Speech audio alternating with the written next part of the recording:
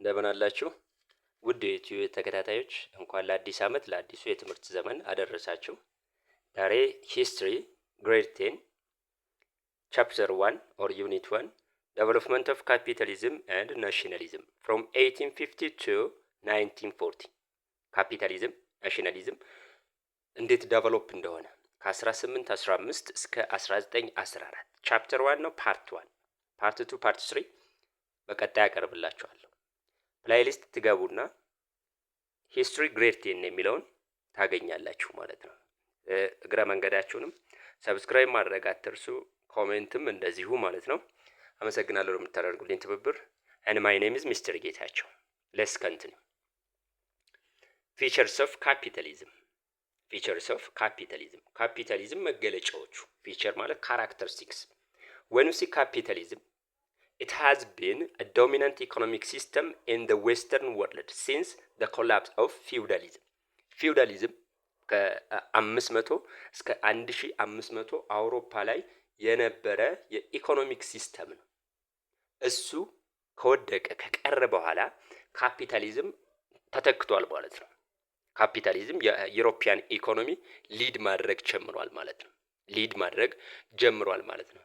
ስለዚህ መገለጫዎቹ ምን እንደሆኑ እናያለን ማለት ነው። in capitalist system, when you see capitalist system, most means of production are privately owned. በካፒታሊዝም አንደኛው አብዛኞቹ የፕሮዳክሽኖች ወይም ምርቶችና ሰርቪሶች conducted by private companies ወይም በግል ባለሀብቶች የተያዘ ነው ማለት ነው። ይሄ አንደኛው መገለጫው ነው ማለት ነው። The growth of capitalism was influenced significantly by industrial revolution. ለካፒታሊዝም ማደግ ወይም የፕራይቬት ኦውንድ ኢኮኖሚክ ሲስተም ማደግ ትልቁ ምክንያቱ ኢንዱስትሪያል ሪቮሉሽን ነው። ኢንዱስትሪያል ሪቮሉሽን ትልቅ አስተዋጽኦ አድርጓል። ኢንዱስትሪያል ሪቮሉሽን አውሮፓ ላይ ለካፒታሊዝም መመስረት ወይም ማደግ ትልቅ አስተዋጽኦ አድርጓል ማለት ነው። ኢንዱስትሪያል ሪቮሉሽን የት ነው የተጀመረው? it was begun in England during the mid of the 18th century. then ከዛ በኋላ ኢንዱስትሪያል ሪቮሉሽን ወደ ተለያዩ የአውሮፓ ሀገሮችና ወደ አሜሪካ ሊስፋፋ ችሏል ማለት ነው። ካራክተሪስቲክስ ኦፍ ኢንዱስትሪያል ሪቮሉሽን፣ የኢንዱስትሪያል ሪቮሉሽን ወይም የኢንዱስትሪ አብዮት ብለን የምንጠራው መገለጫዎቹ ምን ናቸው? ፊቸርስ ኦፍ ኢንዱስትሪያል፣ አንደኛው ኒው ሶርስ ኦፍ ኢነርጂ ኤንድ ፓወር፣ በፊት ከሚያገኙበት ኒው ሶርስ ኦፍ ኢነርጂ ኤንድ ፓወር ማለት አዲስ የኃይል ምንጭ አማራጭ አግኝተዋል። ብረቶችን የሚያቀልጡበት፣ የተለያዩ ነገሮችን የሚሰሩበት፣ ፓወር የሚያገኙበት አዲስ አማራጭ አግኝተዋል ማለት ነው። ለምሳሌ እዚህ ጋር ኮል ኤንድ ስቲም they replace wind and water. ልክ አሁን ከኤሌክትሪክ ወይም ከኒውክሌር ኃይል እናገኛለን። ኃይል እንደምናገኘው ወይም ፓወር እንደምናገኘው በፊት ከዊንድ እና ከዋተር ነበር። እነዚህ ከድንጋይ ከሰልና ከስቲም ወይም ከውሃ እንፋሎት ማግኘት ችለዋል ማለት ነው። ይሄ ደግሞ የተሻለ ብዙ ብረት እንዲያመርቱ፣ የተለያዩ መርከቦችን እንዲሰሩ፣ የተለያዩ ፋብሪካዎችን እንዲሰሩ አስችሏቸዋል ማለት ነው። the factory system was created to replace the domestic system. አንደኛው ሌላኛው ደግሞ ፋክተሪ ሲስተም ተጀምሯል። ፋክተሪ ሲስተም ማለት በፊት ዶሜስቲካሊ ቤታቸው ነበር ምርቶችን የሚያመርቱ የነበር። አሁን ግን የራሱ ፋብሪካ በማቋቋም ሴፓሬት የሆነ ፋብሪካ በማቋቋም ምርታቸውን ማምረት በገፍ ማምረት ችለዋል ወይም በብዛት ማምረት ችለዋል ማለት ነው። ስለዚህ ይሄ ሌላኛው መገለጫው ነው የካፒታሊዝም የኢንዱስትሪያል ሪቮሉሽን። ኢንዱስትሪያላይዜሽን ፕሮሞትድ the development of new socio-economic classes. አዲስ ሶሾ ኢኮኖሚክ ክላሶች ወይም ግሩፖች እንዲፈጠሩ አድርጓል። አዳዲስ የኢኮኖሚክ ክላሶች እና የሶሻል ክላሶች እንዲመሰረቱ አድርጓል ማለት ነው። ሌላው ኢንዱስትሪያል ሪቮሉሽን ሞደርን ኢንዱስትሪያል ካፒታሊዝም arose from 18th century ትራንስ አትላንቲክ ኮሜርስ። ለኢንዱስትሪያል ሪቮሉሽን ትልቁ አስተዋጽኦ ከትራንስ አትላንቲክ ስሌቭ ትሬድ ነው። አትላንቲክ ስሌቭ ትሬድ it contributed a lot for the development of this modern capitalism, industrial capitalism ሞደርን በሞደርን መልኩ ወይም በተሻለ መልኩ እንትን እንዲል አስተዋጽኦ አድርጓል ማለት ነው። ሃው ለሚለው during the Atlantic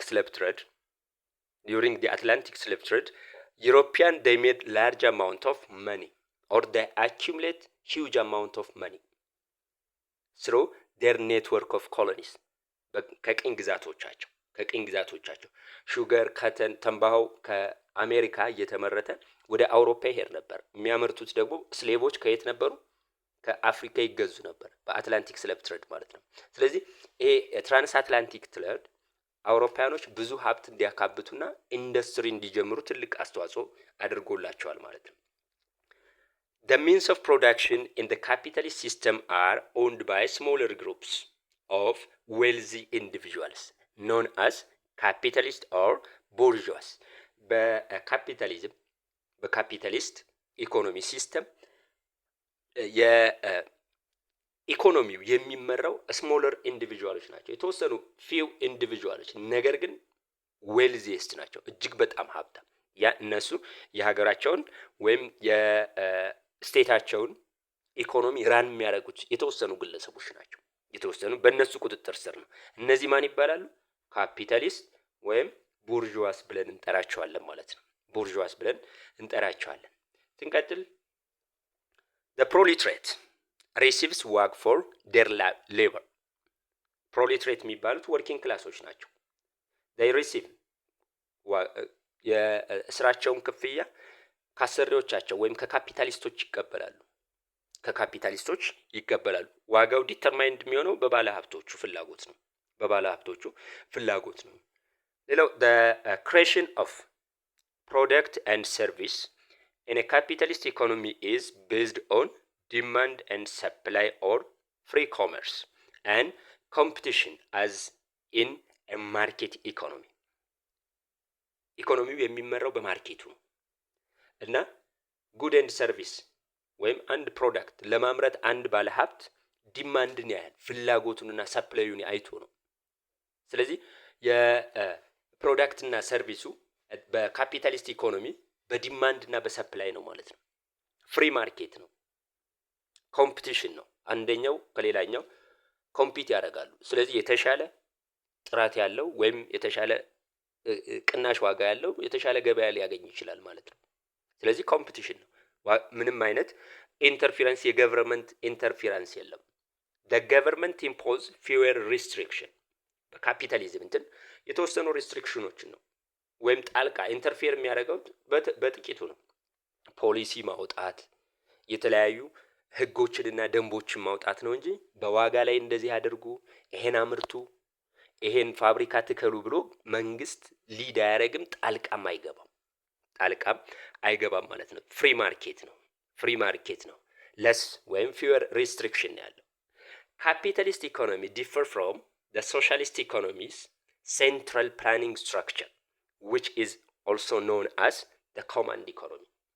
ካፒታሊስት ኢኮኖሚ ከሶሻሊስት ኢኮኖሚ የሚለይበት ማለት ነው። ሴንትራል ፕላኒንግ ስትራክቸር ነው ያለው ሶሻሊስት ኢኮኖሚ። ሴንትራል ፕላን የሚያደርገው ከሴንተር ነው፣ ከታች ወደ ላይ ነው፣ ከላይ ወደ ታች ነው እንትን የሚለው ትዕዛዝ የሚቀርበው። ኮማንድ አለ፣ ትዕዛዝ አለ። ኮማንድ ኢኮኖሚ ነው የሚባለው። ትዕዛዝ የሚያዝ አለ። ይሄን ፋብሪካ ትከሉ፣ ይሄን አምርቱ፣ በዚህ ዋጋ ሽጡ ብሎ የሚያዝ አካል አለ። በካፒታሊዝም ግን የለም። a command economy is one in which the government is in charge of the economy. እዚህ ኮማንድ ኢኮኖሚ ላይ ወይም በሶሻሊስት ኢኮኖሚ ላይ መንግስት ነው የኢኮኖሚው ኃላፊ። ኢኮኖሚውን ራን የሚያደርገው መንግስት ነው። ፖሊሲዎችን ብቻ ሳይሆን የተለያዩ ዋጋን ጨምሮ ማለት ነው። it is also economy in which the government controls the volume of production. አሁን መንግስት ጣልቃ የሚገባበት volume of amount of production ምን ያክል መመረት አለበት፣ ይሄን ያክል አምርቱ፣ ይሄን ፋብሪካ ሀገሪቱ ትፈልጋለች፣ ይሄን ፋብሪካ ትከሉ ብሎ የሚወስነው መንግስት ነው። ዲስትሪቢዩሽኑን ወደየት ክልል መሰራጨት እንዳለበት፣ ወደየት ኤሪያ መሰራጨት ወይም ዲስትሪቢዩት መሆን እንዳለበት መንግስት ነው የሚወስነው። ፕራይሱንም ዋጋውንም በዚህ ዋጋ ሽጡ፣ ከዚህ ዋጋ በላይ አትሽጡ ብሎ ሪስትሪክሽን ወይም ኮማንድ ያስቀምጣል። ኮማንድ ስለዚህ እጅግ በጣም የመንግስት ጣልቃ ገብነት አለ ማለት ነው። መንግስት ነው ኢኮኖሚውን ራን የሚያደርገው በሶሻሊስት ኢኮኖሚ ማለት ነው። In countries like Germany and Italy, industrialization was linked to the mass militarization and nationalism, which ultimately led to World War First. በጀርመን እና በኢታሊ ካየነው ኢንዱስትሪላይዜሽን ወይም የኢንዱስትሪ አብዮት አብዛኛው የተያያዘው ከምንድን ነው? ከሚሊተሪ ወይም ከጦር መሳሪያ ምርትና ከናሽናሊዝም ጋር ነው። ከናሽናል ይሄ መጨረሻ ላይ ወደ ምን ሊድ አድርጓቸዋል? ወደ መጀመሪያው የዓለም ጦርነት ዓለም እንድትገባ ወይም አውሮፓ እንድትገባ ትልቅ አስተዋጽኦ አድርጓል ማለት ነው። ይሄ ሚሊታሪዝም ፖሊሲ መከተላቸው then these countries felt that they had to build up colonial empire in order to compete with the long time colonial powers such as Great Britain and France. እነዚህ ሁለት ሀገሮች ማለት ነው የኮሎኒ አፍሪካ ላይ ቅኝ ግዛት መያዝ ፈልገዋል። ምክንያቱም ቅኝ ግዛት ከያዙ ሮ ማቴሪያል ያገኛሉ። ቅኝ ግዛት ከያዙ ማርኬት ያገኛሉ። ያመረቱት ምርት አምጥተው ለአፍሪካኖች ይሸጣሉ። ስለዚህ ከግሬት ብሪተን ወይም ከብሪቲሽ እና ከፍራንስ ጋር ኮምፒት ለማድረግ ቅኝ ግዛት መያዝ እንዳለባቸው ለዛም ነው ሚሊታሪያቸውን ማጠናከር የጀመሩት ማለት ነው። ሚሊታሪያቸውን ማጠናከር ይሄ ኮምፒቲሽኑ ግን መጨረሻ ላይ ወደ ዓለም ጦርነት ሊድ አድርጓቸዋል ማለት ነው። ሶ ኢንዱስትሪ ከተስፋፋ በኋላ የመጡ ዴቨሎፕመንቶች ምንድናቸው የሚለውን እኔ consequences of the industrial revolution it changed the people way of life የማህበረሰቡን ያኗኗር ዘይቤ ቀይሮታል። በፊት ሩራል ላይፍ ነበር። በፊውዳሊዝም ጊዜ there was rural life the expansion of ruralism ምክንያቱም ስራ ስለሌለ የአውሮፓ ከከተማ ወደ ገጠር ነበር ሲሰደድ የነበር በዳርክ ኤጅ ጊዜ 9ኛ ክፍል የምታስታውሱ ከሆነ ማለት ነው። አሁን ግን ፋብሪካዎች በየቦታው እየተቋቋሙ ስለሆነ ወደ የት መጥተዋል? ወደ ከተማ ስራ ለማግኘት ወደ ከተማ መምጣት ጀምረዋል ማለት ነው። ስለዚህ ያናኖር ዘያቸው እንዲቀየር አስችሎታል ማለት ነው። it brought socio economic and political changes በአውሮፓ የሶሻል የኢኮኖሚክ የፖለቲካል ቼንጅ እንዲመጣ አድርጓል። ኢኮኖሚ ካየነው በፊት ፊውዳሊዝም ነበር፣ አሁን ካፒታሊዝም ፍሪ ማርኬት ሆኗል። ፖለቲካሊ ፊውዳሊዝም አድሚኒስትሬቲቭ ሲስተም ነበር፣ አሁን ሊበራል ታይፕ ኦፍ ገቨርንመንት መምጣት ጀምረዋል ማለት ነው። በፊት ሞናርኪያል የነበረው ማለት ነው ተቀይሮ በሊበራል ታይፕ ኦፍ ገቨርንመንት እንዲመጣ አስችሏል። ሌላው ኢንዱስትሪያል ሪቮሉሽን it enabled Europe to dominate the world ዓለምን እንድትቆጣጠር በ19ኛው መቶ ክፍለ ዘመን ዓለምን እንድትቆጣጠር ትልቅ አስተዋጽኦ አድርጎላታል። ቀድመው ሀብት ያካበቱ ቀድመው የጦር መሳሪያም ስለያዙ ዓለምን በቁጥጥሯ ስር እንድታደርግ ትልቅ አስተዋጽኦ አድርጎላቸዋል አውሮፓውያኖች ማለት ነው።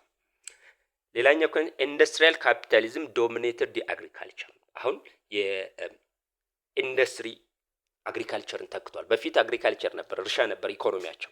አሁን ግን ፋክተሪ ወይም ፋብሪካ ኢንዱስትሪ ሆኗል ማለት ነው። ኢንዱስትሪያል ካፒታሊዝም it dominated the agricultural economy. Urbanization was accelerated or the development of towns and cities were expanded. የከተሞች ማደግ ቁጥራቸው መጨመር ምክንያቱም ከገጠር መጥተው ፋብሪካ የተተከለበት አካባቢ ቀን ሰራተኞች ይኖራሉ ወይም ሰራተኞች ገንዘብ እየተከፈላቸው የሚኖሩ ማለት ነው። ስሩ ታይም ፐርማነንትሊ እዛው ላይ መኖር ጀምረዋል ፋብሪካውን አካባቢ ማለት ነው። እነዛ ከጊዜ በኋላ ወደ ከተማነት አድገዋል። የኢንዱስትሪ ዞኖች ወደ ከተማነት እንዲያድጉ ትልቅ አስተዋጽኦ አድርጓል ማለት ነው። ዲቪዥን ኦፍ ሶሳይቲስ ማህበረሰብ የአውሮፓ ማህበረሰብ ከሁለት ግሩፕ እንዲከፈል አድርጓል። አንደኛው ቡርዥዋ ተብሎ የሚጠሩት ባለሀብቶቹ ናቸው፣ የፋብሪካ ባለቤቶቹ። ሁለተኛው በፋብሪካ ላይ ተቀጥረው የሚሰሩት ፕሮሌታሪያት ወይም ወርኪንግ ክላስ ተብሎ ይጠራሉ። ዱሪንግ ዲስ ታይም ቦurgeois የሚቀጥሩት ራሳቸው ናቸው። በፈለጉት ዋጋ ነው። እጅግ በጣም ዝቅተኛ በሆነ ዋጋ ነው። ረጅም ሰዓት ነው የሚሰሩት። በተለይ ሴቶችና children they were highly exploited ጋራንቲ የላቸውም። በፈለጉት ጊዜ ያባሯቸዋል፣ በፈለጉት ጊዜ ይቀጥሯቸዋል። ከዛ በተጨማሪ ምንም አይነት ኮምፐንሴሽን የለም። በስራ ወቅት ቢጎዱ ካሳ አይሰጡም ማለት ነው። እና ሃይሊ ኤክስፕሎይት ይደረጉ ነበር ሰራተኛው ማለት ነው። በዚህም ይሄንን መብታቸውን ለማስከበር በተለያየ የአውሮፓ ሀገር ምን ተቋቁሟል? የሰራተኛው ማህበር የራሳቸውን ማህበር አቋቁመዋል። ከነዚህም ኤግዛምፕል አንደኛው ሉዲትስ ተብሎ የሚጠራው ነው። ብሪቲሽ ውስጥ ነው። the Luddites movement they showed or they expressed their own grievances by destroying the machines that they were employed ምንድነው ግሪቫንሳቸውን ተቃውሟቸውን መግለጽ የቻሉት እነዚህ ሉዲትስ ተብሎ የሚጠሩ የሰራተኛ ግሩፕ ይሰሩበት የነበረውን ፋብሪካ ማቴሪያል ዲስትሮይ በማድረግ ነው። ማሽኖችን በመሰባበር ነው ተቃውሟቸውን የገለጹት። ሌላ ግሩፖችም አሉ እዚሁ እንግሊዝ ውስጥ ማለት ነው። ቻርቲስት ፒስፉሊ ግሪቫንሳቸውን ወይም ተቃውሟቸውን የገለጹ ናቸው። how they presented petition to the English Parliament ፊርማ አሰባስበው ነው ለእንግሊዝ ፓርላማ ያቀረቡት ማለት ነው። ለእንግሊዝ ፓርላማ ያቀረቡት ማለት ነው። ሶ ፋይናሊ ምን ተደረገላቸው የሚለው አሁን በአለማችን ምን አለ? ሰራተኛ በቀን 8 ሰዓት ነው መስራት ያለበት የሚለው ህግ ወጣ ከዛን ጊዜ ጀምሮ ነው። ከዛ በተጨማሪ ኦልድ ኤጅ ፔንሽን ይሄ ጡረታ ኮምፐንሴሽን በስራ ላይ ጉዳት ቢደርስበት ፋብሪካው የመክፈል ግዴታ አለበት ማለት ነው። ሌላው ለምሳሌ በህመም ጊዜ ቢቀር ያ ደሞዙ አይቆረጥም። ሲክሊቭ ካመጣ ሲክሊቭ በስራ በሌለ ጊዜ ለምሳሌ ሆሊዴይ በሆነ ጊዜ ሰዎች ቢቀሩ አይቆረጥባቸውም፣ ገንዘብ ከደሞዛቸው አይቆረጥም ማለት ነው። እነዚህን ነገሮች ሊያስከትል ይችላል ማለት ነው የሰራተኞች ተቃውሞ ማለት ነው። ሌላኛው ሁለተኛው ርዕስ ናሽናሊዝም ነው።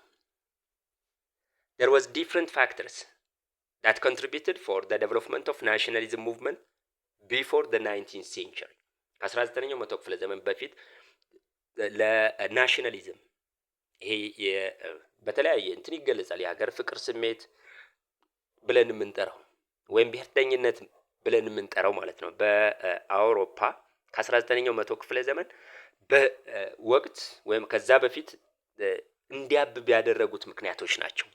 አንደኛው ሬኔሳንስ ነው። ሬኔሳንስ ኢታሊ ነው አይደለም? በ14ኛው መቶ ክፍለ ዘመን የተጀመረ the intellectual movement ነው። so how renaissance contributed it leads for the development of national language የቨርናኩላር ላንጉጅ ወይም ናሽናል ላንጉጅ እንዲፈጠር አድርጓል። and its literature helped to bring about national self consciousness ጽሁፋቸውም ናሽናል ሰልፍ ኮንሽስነስ በአውሮፓ ላይ እንዲከተል ትልቅ አስተዋጽኦ አድርጓል። በቋንቋ ቨርናኩላር ላንጉጅ ወይም ናሽናል ላንጉጅ በፊት በአውሮፓ ላቲን ነበር። አሁን ግን በየሀገራቸው የራሳቸውን ቋንቋ ማድረግ ችለዋል። ስለዚህ በቋንቋቸው ተገናኝተው የራሳቸውን ሀገር እንዲመሰርቱ አስችሏቸዋል ማለት ነው። ሌላኛው the Protestant Revolution ወይም the Protestant Movement በጀርመን የተጀመረ ነው በ16ኛው መቶ ክፍለ ዘመን በማርቲን ሉተር። ሶ ምንድነው ኮንትሪቢዩሽኑ ካል the Protestant Revolution broke the religious unity of Europe and ended the supremacy of the Pope። ይሄ ፕሮቴስታንቲዝም አስተዋጽኦ ያደረገው በፊት ሲንግል የሆነ ሪሊጅን ነው ነበር ካቶሊሲዝም ይሄን ምን አድርጓል? እንዲቆም ወይም ሲሚላር አይደንቲካል የሆነ ሌላ ሃይማኖት እንዲፈጠር አድርጓል። ፕሮቴስታንት መጥቷል፣ የሃይማኖት እኩልነት መጥቷል። ስለዚህ በሃይማኖታቸው ነገሮች የተሰባሰቡ ሰዎች የራሳቸውን ሀገር እንዲመሰርቱ አድርጓቸዋል ማለት ነው። ሌላኛው trade and colonies brought in wealth and helped to build a strong state ጠንካራ የሆነ ስቴት እንዲመሰርቱ አድርጓቸዋል። ኮሎኒያሊዝም እና ንግድ ሀገራቶች የራሳቸው የሆነ ጠንካራ የሆነ ሀብት እንዲያካብቱ ትልቅ አስተዋጽኦ አድርጓል። ከዛ በኋላ የራሳቸውን አርሚ፣ ከዛ በኋላ የራሳቸውን ፍላግ፣ ከዛ በኋላ የራሳቸውን ናሽናል አንተም ኢስታብሊሽ በማድረግ ስቴት መመስረት ችለዋል ማለት ነው። So nationalism defines እናደርገው nationalism is a feeling of belonging and loyalty that causes people to think of themselves as a nation። ይሄ የሎያሊቲ ወይም ቢሎንጊንግነስ እወክለዋለሁ ላለው ማህበረሰብ ሎያል መሆን ታማኝ መሆን ወይም ቢሎንጊንግነስ ነው። ላቭ ኤንድ ቢሎንጊንግነስ። ሌላኛው ናሽናሊዝም is the sense of belongingness or feeling of proud of your own country ፕራውድ ኦፍ ዩር ኦን ካንትሪ ለሀገር መሞት በሀገር መኩራት በማህበረሰብ መኩራት ይሄም መገለጫው ነው። ለምሳሌ ለሀገር ነጻነት መታገል ለሀገር አንድነት መታገል ወይም በተሰማራነት ጊዜያችንን ዲቮት ማድረግ ይሄ የናሽናሊዝም መገለጫ ነው ማለት ነው። It comes with feeling that makes people support their nation and government in every activity that she or he chooses to engage in. እዚህ ጋር ፊሊንግ ወይም ሰፖርት ማህበረሰብን ወይም መንግስትን በሚችለው መልኩ ሰፖርት ማድረግ የናሽናሊዝም መገለጫ ነው ማለት ነው። ስለዚህ አውሮፓ ላይ ይሄ መጥቷል ማለት ነው በ19ኛው መቶ ክፍለ ዘመን። The first few years after Napoleonic era were called the time of reaction. ናፖሊዮን ማለት በ1815 ዋተርሉ ከተባለ ቦታ ላይ አውሮፓም ለማጠቃለል በሱ ቁጥጥር ስር ለማድረግ ሲሞክር የነበረ የፈረንሳይ ንጉስ ነው። እሱ ግን ተሸንፏል። ከሱ ከተሸነፈ በኋላ ያለውን ጊዜ the time of reaction ብለው ነው የሚጠሩት። ለምንድን ነው ሪአክሽን ያሉት? there was conservative who opposed changes። አሁን የናፖሊዮኒክ ዋር ያመጣቸው ለውጦች አሉ። ያን ኦፖዝ የሚያደርጉ መንግስታቶች አሉ፣ አክራሪዎች። እንደ ድሮ አውሮፓ ከናፖሊዮን በፊት እንደነበረው እንድትቀጥል የሚፈልጉ ማለት ነው። ብሪተን፣ ራሽያ፣ ፕሩሺያ and Austria they drew the Treaty of Vienna in 1850 በ1850 ይሄን ወደ ድሮ ለመመለስ ናፖሊዮን ከመምጣቱ በፊት የነበረውን የአውሮፓ ሶሻል ኢኮኖሚካል ኮንዲሽን እንደገና ሪድሮ ለማድረግ የመጣ ስብሰባ ነው። ቬና the Treaty of Vienna ተብሎ የሚጠራው ማለት ነው። On the other hand, there were revolutionaries who spread the idea of nationalism and opposed conservatism. በተቃራኒው ደግሞ የድሮው እንዳይመለስ የሚፈልጉና የራሳቸው የሆነ ስቴት መመስረት የሚፈልጉና ኮንሰርቫቲቪዝም እነዚህ ወግ አጥባቂዎችን የሚቃወሙ ነበሩ ናሽናሊስቶች ማለት። ስለዚህ በሁለቱ ኦፖዚንግ ግሩፖች አውሮፓ ተከፍላ ነበር ማለት ነው። ፋክተርስ ኮንትሪቢዩቲንግ ቱ ናሽናሊስት ሴንቲሜንትስ ለናሽናሊስት ሴንቲሜንቶች ለነዚህ ብሔርተኞች ኮንትሪቢዩት ያደረጉላቸውና አሁን አውሮፓ ወደ 20 ምናምን ኦር 30 ምናምን ሀገሮች ናቸው። ስለዚህ እንዴት እነዚህ ሀገሮች ተመሰረቱ የሚለውን ፋክተሮችን እናያለን። አንደኛው ኢኮኖሚክ concern for standard of living ኢኮኖሚ በኢኮኖሚያቸው ስትሮንግ የሆኑ ማህበረሰቦች በመሰባሰብ ምን የራሳቸውን ሀገር መመስረት ችለዋል ማለት ነው። ሌላኛው ሂስቶሪ when we see the history ካየነው attachment to long standing conditions and practice ማህበረሰቦች በተለያየ ጊዜ ምን አላቸው ሼር የሚያደርጉት ባክግራውንዳቸው ተመሳሳይ ሂስቶሪካል ባክግራውንድ ያላቸው ማህበረሰቦች በመሰባሰብ የራሳቸው የሆነ ስቴት መመስረት ችለዋል። ሌላኛው ኮንትሪቢዩት ያደረገው ጂኦግራፊ ነው። ጂኦግራፊካል አፊሊዬሽን ይሄ ማለት ምን ማለት ነው? በጂኦግራፊ የተቀራራቢ በአንድ አካባቢ ያሉ ማህበረሰቦች ራሳቸውን ሀገር መመስረት የራሳቸውን ቴሪቶሪ መመስረት ችለዋል ማለት ነው። ሌላኛው ሶሻል ኮንሰርን ፎር ግሩፕስ ቫሊዩስ ካልቸር ካስተም ላንጉጅ ኤንድ ትራዲሽን እነዚህም ማለት ነው። ሶሻል ኮንሰርኑ ምንድነው?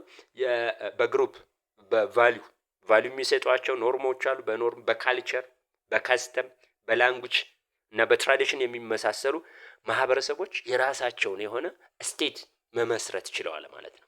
ፖለቲካል ዲዛየር ፎር ፖለቲካል ፓወር ኦር አውቶኖሚ ፖለቲካሊ የተለያየ አንደኛው ሊበራል ክሬት ማድረግ የሚፈልጋለ ካፒታሊስት፣ ሌላኛው አውቶክራቲክ ታይፕ ኦፍ ገቨርንመንት ንጉሳዊ መመስረት የሚፈልግ። ስለዚህ በፖለቲካል አመለካከታቸውም የራሳቸውን ተመሳሳይ የሆኑ ማህበረሰቦች የራሳቸውን ሀገር መመስረት ችለዋል ማለት ነው።